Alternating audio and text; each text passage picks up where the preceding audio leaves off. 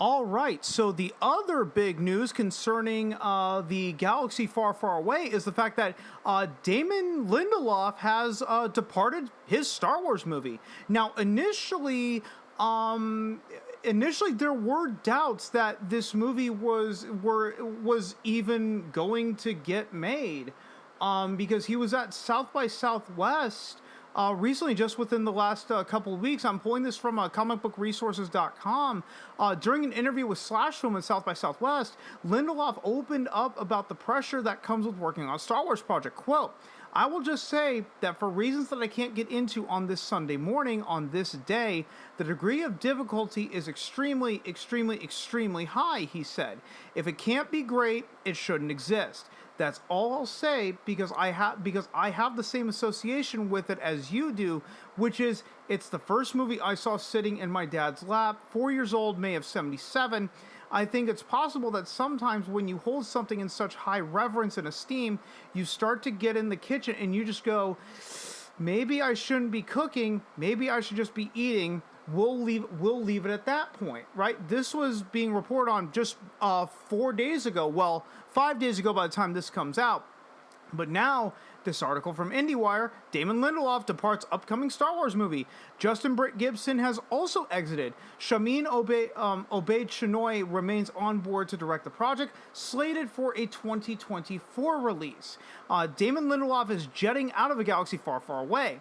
The Leftovers and Watchmen creator will no longer write the screenplay for an upcoming Star Wars film, Deadline reports. Lindelof leaves the project along with his co-writer Justin Britt Gibson, and a replacement writer has yet to be announced. Charmin Obaid-Chinoy, best known for directing episodes of Disney Plus's Ms. Marvel. Yeah, you know that Marvel show that absolutely nobody watched? In fact, viewership for that show was so low that Nielsen didn't even report the numbers, right? I don't even think they appeared in Nielsen charts.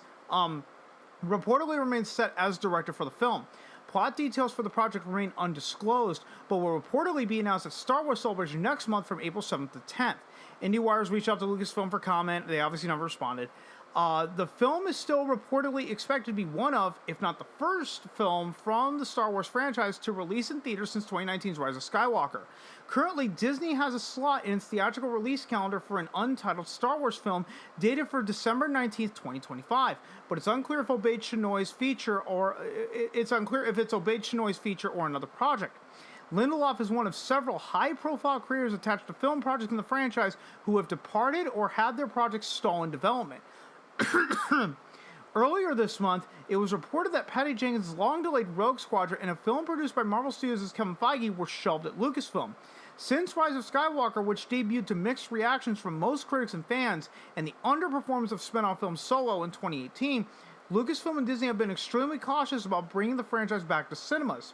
Aside from Charmin Obaid-Chinoy, 2 other Star Wars films are currently in development at the studio, a film from Deadpool 3 director Sean Levy, and a movie directed by and potentially starring Thor Love and Thunder's Taika Waititi.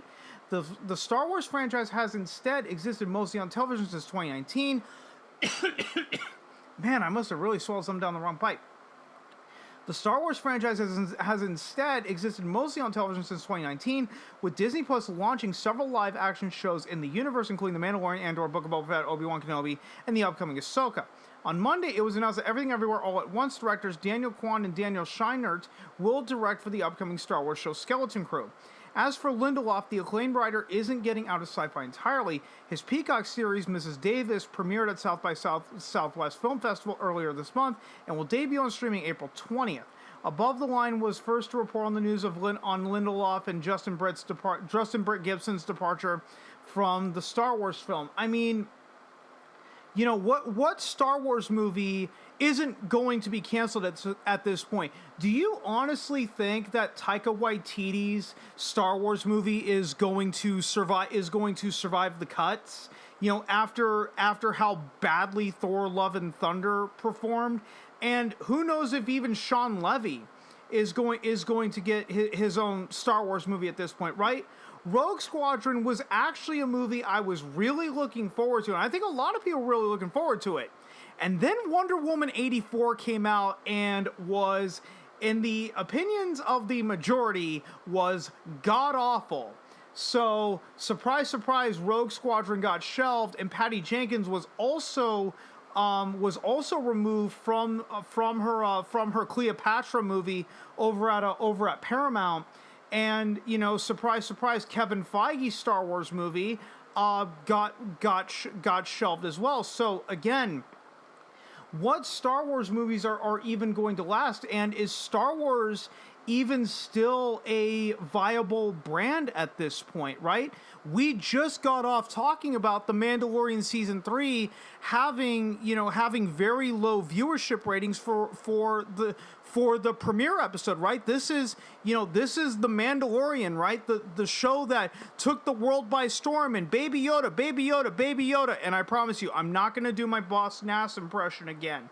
But still, Mandalorian Season 1 took the world by storm because it was so much better than the sequel trilogy, because, hey, at least The Mandalorian is a competent Star Wars series.